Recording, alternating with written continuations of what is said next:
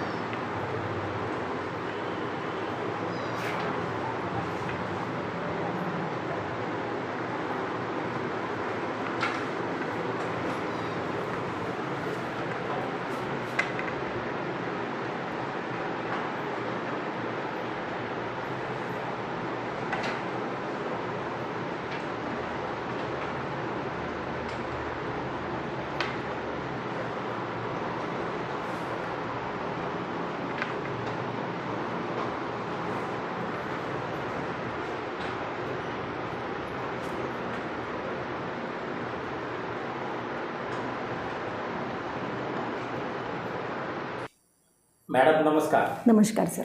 आपलं नाव? रंजना पांडे. कधीपासून इथे सेवा देता? सर मला इथे 2 वर्ष झाले. मी बदलीने इथे आलेले आहे. कुठं होत्या तुम्ही आधी? मी आधी जनरल हॉस्पिटल भंडाराला होते, सामान्य रुग्णालय भंडारा. तिथनं मी इथे आलेली आहे. कशा प्रकारचं मार्गदर्शन तुम्ही करता? आहारामध्ये काय काय येते हे सांगा बरं थोडक्यात आम्हाला.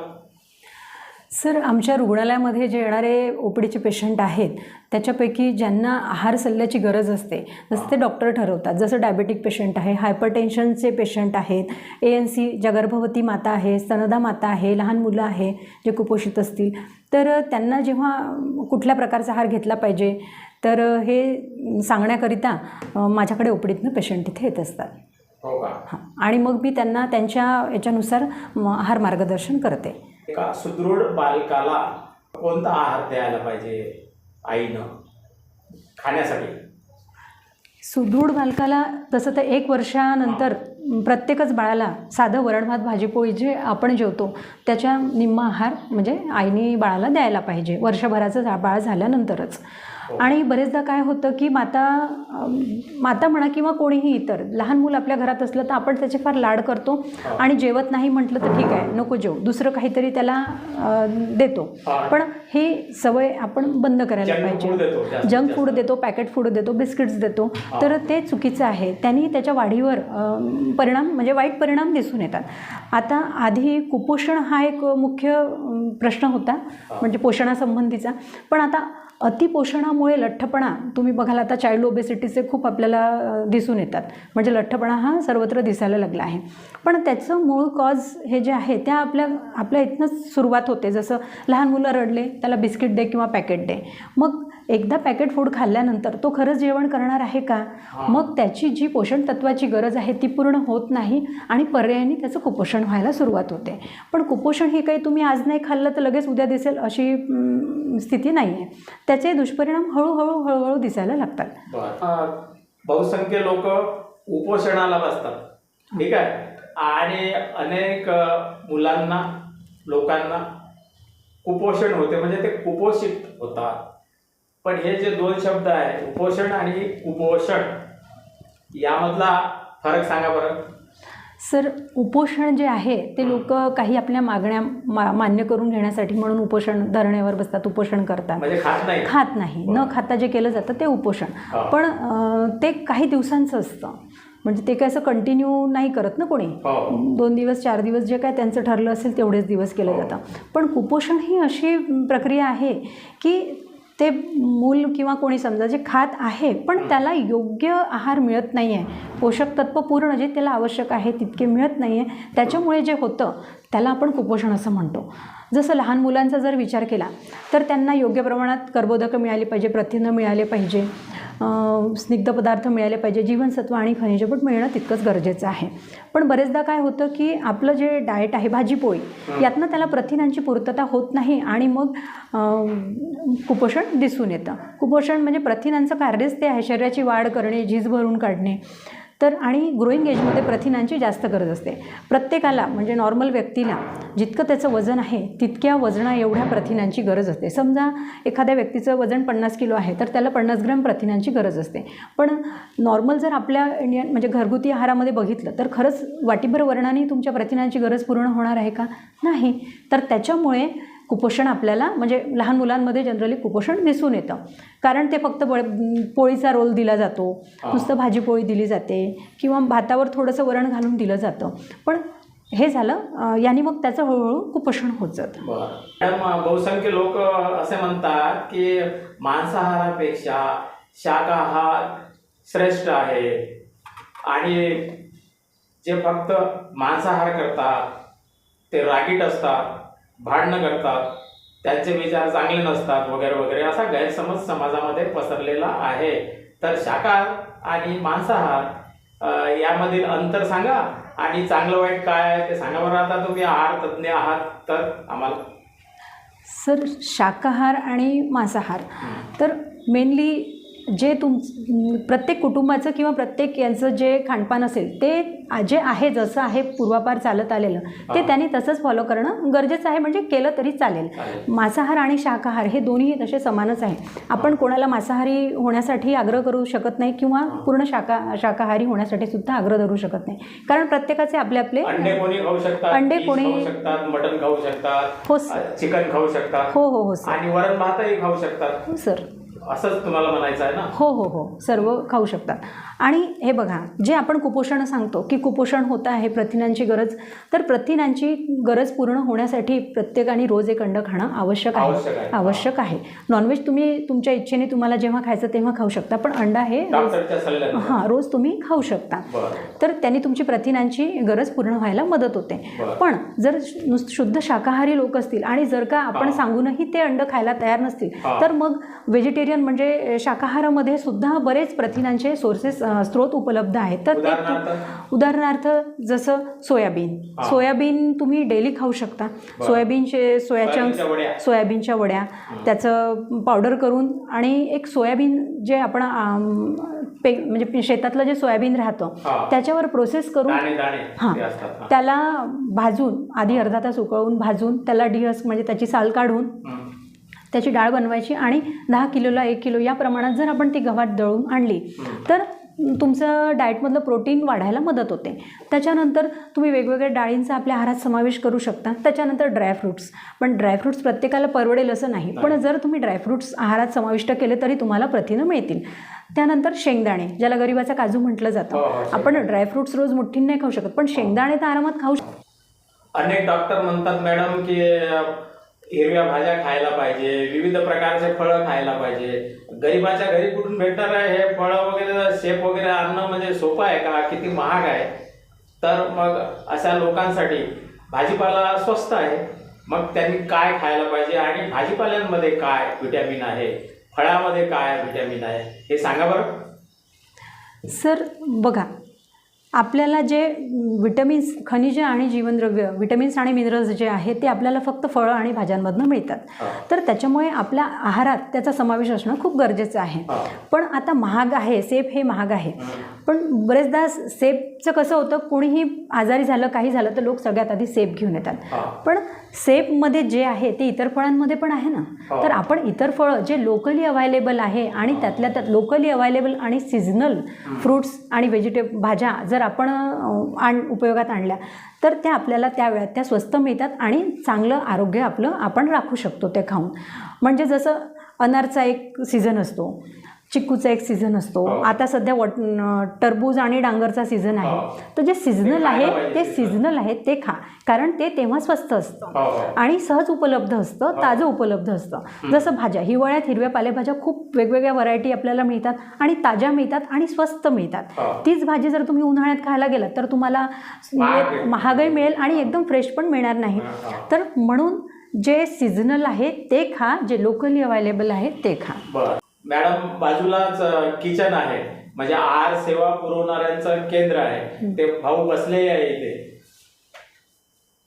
हा, नमस्कार. नमस्कार सर. काय नाव तुमचं? रामेश्वर नारायण घोडेस्वार. तुम्ही जे आहार आहे ते रुग्णांना पुरवता का? हो सर. बर. आणि काय काय आतमध्ये आहे ते आपण पाहूच आता. गहू, तांदूळ, डाळ कोणती तुम्ही वापरतात ते आपण आता पाहणार आहोत. हो सर. आता मॅडमला विचारू थोडस. तर मॅडम, या ठिकाणी जे अन्न म्हणजे भोजन पुरवण्यात येते त्याची क्वालिटी कशी असते आणि त्याविषयी थोडक्यात सांगा बरं. सर, आपल्याकडे जेवणाची क्वालिटी जी आहे ती चांगलीच असते आणि त्याचं संनियंत्रण करण्यासाठी आपल्याकडे एक डाएट कमिटी आहे. तर त्याच्यामध्ये वैद्यकीय अधीक्षक, आमच्या रुग्णालयाचे वैद्यकीय अधीक्षक, त्याच्यानंतर एक मेडिकल ऑफिसर, त्याच्यानंतर असिस्टंट मेट्रन आहेत मॅडम, तर त्याच्यानंतर ऑफिसचे AS, डायटिशियन आणि हे साळुंके सर काय पाहतात? साळुंके सर आमच्या कमिटीचे हेड आहेत. हां. तर मग ही जी कमिटी आहे दर महिन्याला आमची एक मंथली मीटिंग पण होते आणि तसंही मेट्रन मॅडम आणि MS सर म्हणजे डेली इकडे राऊंड घेतात आणि राऊंड घेऊन स्वच्छता वगैरे ते पण बघतात. बाकी बघायसाठी म्हणजे मी बघते, पण बाकी स्वच्छता किंवा इतर सर बघतात. आणि राऊंड घेतल्यानंतर जर अस्वच्छता दिसून आली किंवा काही, जसं आमच्याकडे आम्ही स्वच्छतेचं वेळापत्रकसुद्धा लावलेलं आहे, काय कुठे केव्हा करायला पाहिजे ते. त्यानंतर इथून रुग्णांना आहार पुरवठा केला जातो. वॉर्डमधनं आम्हाला डाएट लिस्ट येते, रिक्वायरमेंट येते की आज या वॉर्डमध्ये इतक्या पेशंटना आहार द्यायचा आहे. तर त्या पद्धतीने आम्ही आहार पुरवठा करतो. आपल्याकडे फुल डाएट आणि हाय प्रोटीन डाएट असं 2 प्रकारचा आहार आपल्याकडे दिला जातो. तुम्ही फूड टेस्ट करता का? बनवल्यानंतर टेस्ट कोण करते? हो सर. टेस्टिंग कोण करते जेवणाची? आपल्याकडे जेवण तपासणीची पण एक कमिटी आहे. त्याच्यामध्ये वैद्यकीय अधीक्षक, वैद्यकीय अधिकारी, ऑफिस सुप्रिटेंडंट, त्याच्यानंतर मेट्रन मॅडम आणि बाकी जे मेडिकल ऑफिसर आहे, म्हणजे सोमवार ते रविवारपर्यंत कंप्लीट आपलं सकाळ संध्याकाळ दोन्ही वेळी अन्न शिजवल्यानंतर त्याची तपासणी केली जाते. त्याच्यासाठी एक ताट आणि म्हणजे काढून जे अन्न शिजलं आहे ते ताटामध्ये काढून टेस्टिंगला नेलं जातं आणि त्याच्यासाठी आम्ही नाही, जिथे ते असतील तिथे आम्ही ते पोहोचतं करतो आणि त्याच्यावर ते टेस्ट करून रिमार्क टाकतात. जेवण हो ते खाऊन टेस्ट करून खाऊन बघतात आणि मग जो रजिस्टर ज्याला म्हटलं जातं तर मग त्याच्यावर ते रिमार्क देतात, चांगलं आहे. टेस्टिंग रिपोर्ट हो सर, हो, दोन्ही वेळेस त्याच्यावर घेतली जाते सर. कारण की काही ठिकाणी कधी कधी विषबाधा होऊ नये म्हणून प्रिकॉशन घेणं आवश्यक आहे. कुठे कुठे होते ना, अशा घटना आपण वाचतो, पाहतो. तर अशा काहीच घटना आजपर्यंत झाल्या नाही ना तुमच्या कार्यकालात? नाही, आजपर्यंत तर झाल्या नाही. विषबाधेच्या वगैरे काही नाही झालं. आणि सर त्याच्यासाठी आम्ही दर महिन्याला जे फूड सॅम्पल आहे, अन्नधान्य नमुने सुद्धा तपासणीला पाठवतो. अमरावतीला जी लॅब आहे, तर जिल्हा आरोग्य प्रयोगशाळा आहे, तर तिथे अन्न नमुने दर महिन्याला तपासणीला पाठवले जातात आणि पाणी नमुने सुद्धा वाशिमला पाठवले जातात. वाशिमच्या लॅबमध्ये तपासणीला पाठवले जातात. तर आणि त्याचे रिपोर्ट्स नेहमी कुठलंही वापरतात. इथे बोअरवेलचं पाणी वापरलं जातं. तोच नमुना पाठवता? हो, तेच नमुना. तोच पिण्यायोग्य आहे किंवा नाही, तर मग तिकडनं रिपोर्ट येतो पिण्यास योग्य किंवा अयोग्य. तर या पद्धतीने ते केलं जातं. यांच्या स्वयंपाकगृहामध्ये चाललो आपण आता आतमध्ये. कोणता गहू आहे हा? आपल्याला शरबती गहू दाखवत आहे. या गव्हापासून पोळ्या बनवतात आणि रुग्णांना देतात. आणि तांदूळ कोणतं वापरता? तांदूळ आणलं आहे आणि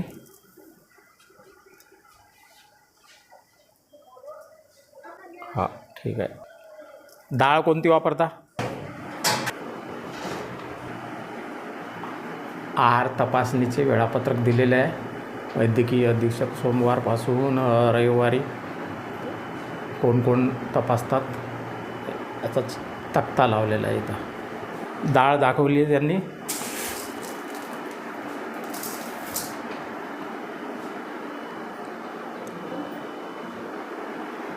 किती वर्षापासून तुम्ही हे डिपार्टमेंट पाहता? सर मी 2009 पासून आहाराचे काम करतो. आहाराचे म्हणजे बनवण्याचं काम करता हो, का? बनवण्याचे काम करतो. ठेकेदारवरून बदलत राहतात, हां पण टेंडर ज्यांनी घेतलं हां ते माझा नंबर घेतात आणि मला कॉल करून बोलावतात. काय आणि काय बनवता येते तुम्हाला? मला हे वरण भात भाजी पोळी नाश्ते सर्व चहा मी स्वतः बनवते. बरं बरं. शुद्ध शाकाहारी? शुद्ध शाकाहारी. अंडे मांस अंडे बनवता? द्यावं लागते ना सर हो, हो. रुग्णांना. जे रुग्णांना द्यायचं आहे द्यायचं आहे ते बनवता? ते सर्व काही मी स्वतः बनवून देते सर. साहेब येऊन इथे साहेब येऊन चेक वगैरे करतात का? हो सर. मधून? हो हो हो आणि क्वालिटी चांगली ठेवायची. हो सर. बिलकुल त्याच्यामध्ये तडजोड करायची नाही. हो. अन्न हे एक प्रकारचं काय आहे? अमृत आहे. अमृत आहे की नाही? हो सर. आपण जसं खातो हो त्या प्रकारेच आपलं शरीर बनते. हो आपण जर चुकीचं खाल्लं हो. तर गडबड होते पोटात. गडबड होते. हा, ही गोष्ट लक्षात ठेवायचं. हो सर. हे मोठं पुण्याचं काम आहे. हो गाडगे बाबांनी सांगितलेलं आहे. हो सर. भुकेल्यांना अन्न द्या हो. आणि चांगलं द्या. चांगलं द्या. असंच तुम्हाला मी सांगणार आहे. अजून ठीक आहे? सर एक मिनिट. हम्म. हे काम करत आहे हा. तेव्हापासून इथं कुठल्याही प्रकारचा वीज बाधा विषबाधा वगैरे काहीच झालं नाही? कधीच झालेलं नाही आणि कधी कोण्या MHची किंवा वरच्या अधिकाऱ्यांची कंप्लेंट नाही आहे. कंप्लेंट नाही आहे? नाही. वा वा वा. अभिनंदन तुमचं. हे काम असंच करत राहा, कारण की वर्क इज वर्सेल. आपण जे काम करतो त्या कामातून आपल्याला समाधान मिळालंच पाहिजे. हो आहे सर. की नाही? हो सर. तुम्ही खाल्लेलं पोटात जाते ना लोकांच्या हो, हो, मुलांच्या. हो. तुम्ही जर वाईट दिलं तर मग ते आणखी आजारी हो. पडतील. काळजीपूर्वक करते सर मी. हा, काळजीपूर्वक तुम्ही करता ना. हो. धन्यवाद. अभिनंदन तुमचं. Thank you sir. हां, वेलकम. तर या ठिकाणी आपण आहार तज्ज्ञांची मुलाखत घेतली आणि स्वयंपाक बनवणाऱ्या इन्चार्जची सुद्धा इंटरव्ह्यू घेतलेला आहे. आणि यांचं हे एक चांगलं काम आहे. कर्तव्य समजून ते करतात, असंच त्यांनी करायला पाहिजे. यांचा इंटरव्ह्यू घेऊन मलासुद्धा बरीच माहिती मिळाली. तर मित्रांनो, हा व्हिडिओ जर आवडला तर या माझ्या चॅनलला सबस्क्राईब करा, व्हिडिओला लाईक करा.